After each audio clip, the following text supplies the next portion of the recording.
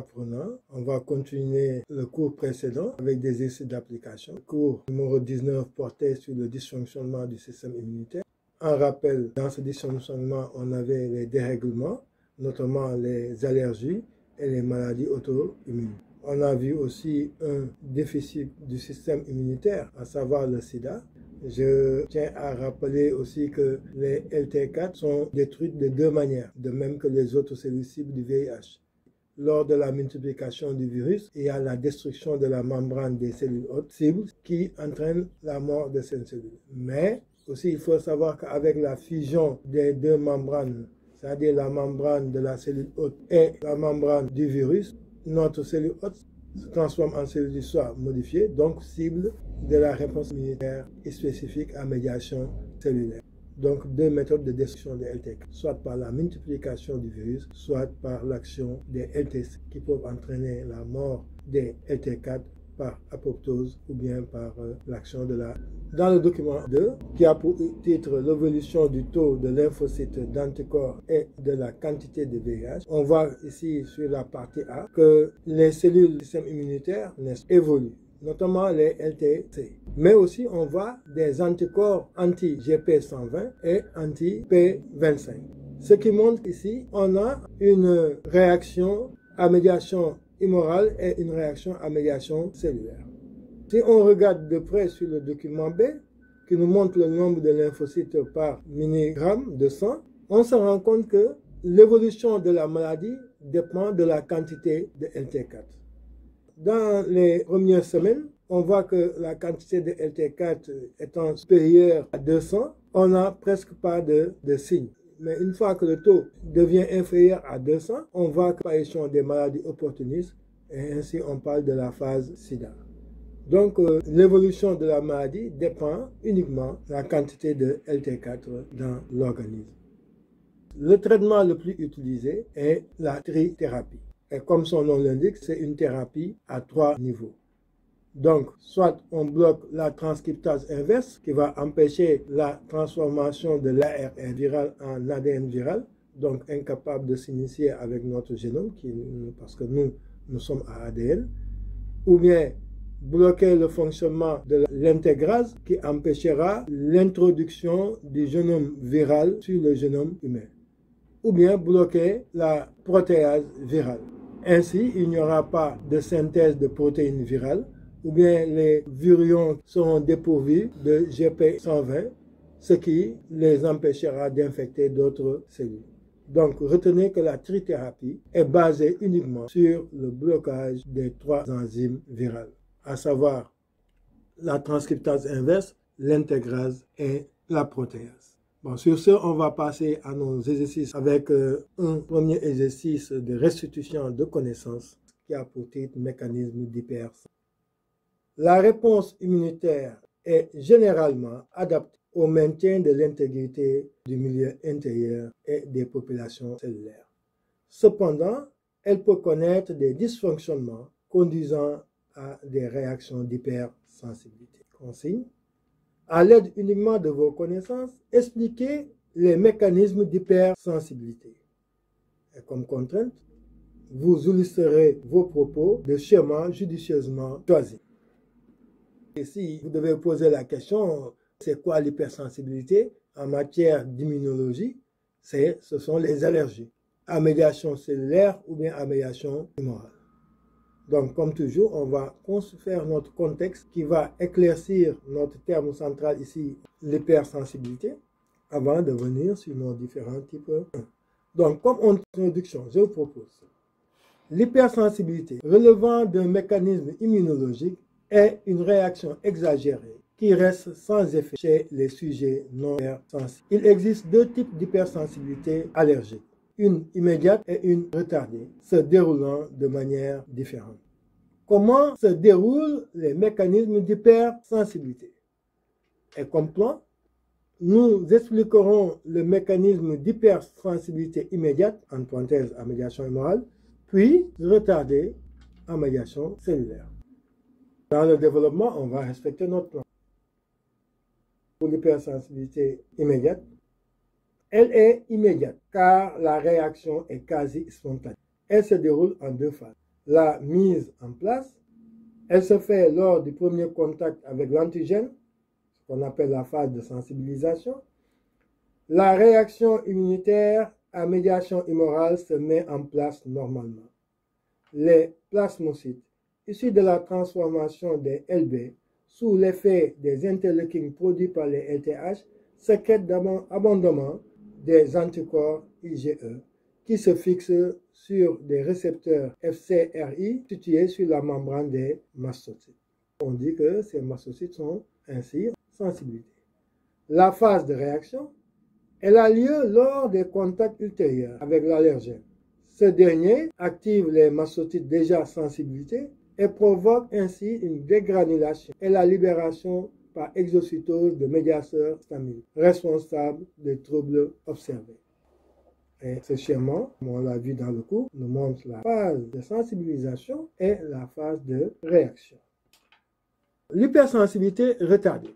Elle est qualifiée de retardée car l'inflammation localisée à la zone de contact se manifeste après 24 ou 48 heures. Elle se déroule aussi en deux phases. La phase, la mise en place, c'est-à-dire la phase de sensibilisation. La mise en place survient après un contact répété de la peau avec certaines substances chimiques contenues dans les objets de la vie courante. Ces premiers contacts sensibilisent les LT. La deuxième phase, c'est la phase de réaction.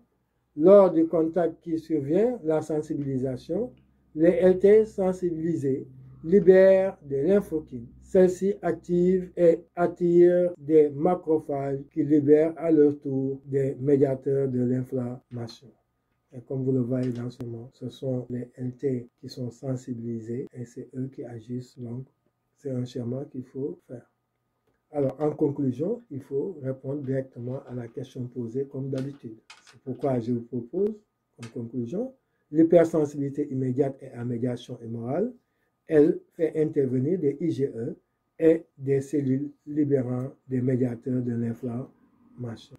Donc, l'hypersensibilité retardée est due à des lymphocytes T mobilisant les cellules responsables des lésions. Toutes les allergies se déroulent en deux phases, la mise en place et la réaction.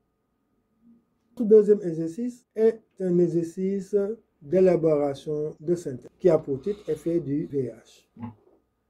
Le syndrome de l'immunodéficience acquise ou SIDA résulte d'un affaiblissement des défenses immunitaires dû à une infection par un virus, le VIH. Des maladies dites opportunistes peuvent alors se développer et conduire à la mort. À partir de l'analyse des documents, décrivez les effets du VIH sur le système immunitaire.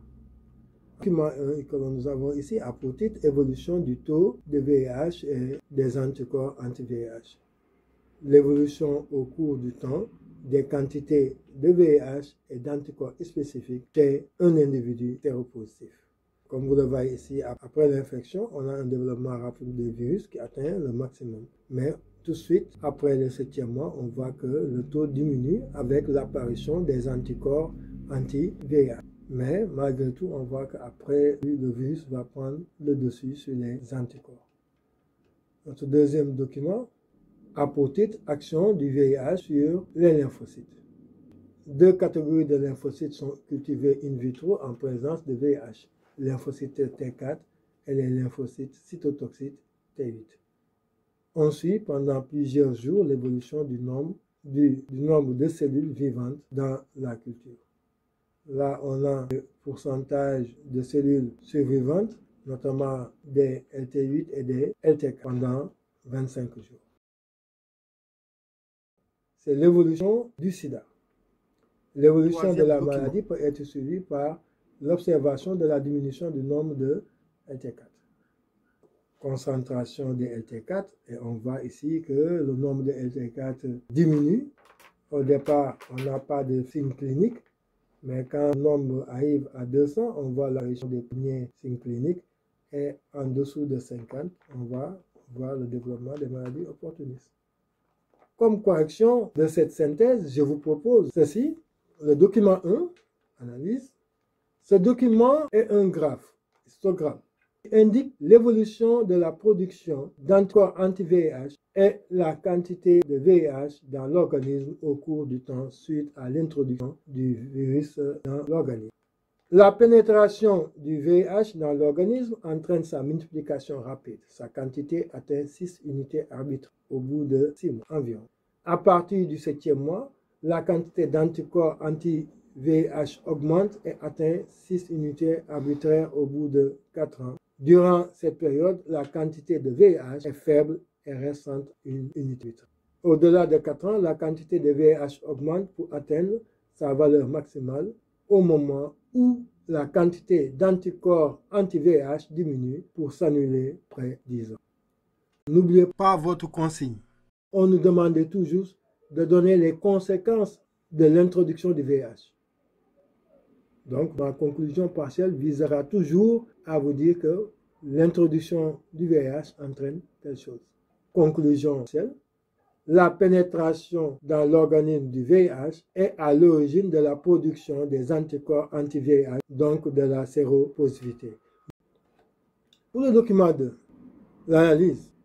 Ce document est un graphe montrant l'évolution du pourcentage des lymphocytes T8 et T4 dans une culture renfermant du VIH.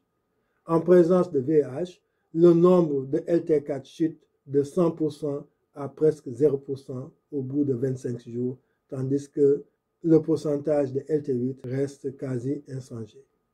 Conclusion partielle. Le VIH a pour cellule cible les LT4 qu'il détruit. Document 3. Ce document est un graphe qui montre l'évolution de la maladie en fonction de la diminution de la concentration des lymphocytes T4. Lorsque la concentration des LT4 passe de 800 par mm3 à 200 par mm3, il n'y a pas de signe clinique. Quand la concentration de LT4 passe de 200 à 50 par mm3, on observe les premières infections. Et quand elle passe de 50 à 0, il y a développement des maladies opportunistes. Conclusion partielle. L'immunodéficience est donc liée à la disparition des LT4. En conclusion, on va expliquer, parce qu'on nous a demandé ici d'expliquer. Donc, on est obligé d'expliquer, mais sans faire intervenir nos connaissances. Je vous propose ceci. L'infection de l'organisme par le VIH engendre des réactions immunitaires qui conduisent, entre autres, à la production d'anticorps anti-VIH. Cependant, le VIH détruit spécifiquement les LT4, dont le rôle est fondamental dans l'efficacité du système immunitaire.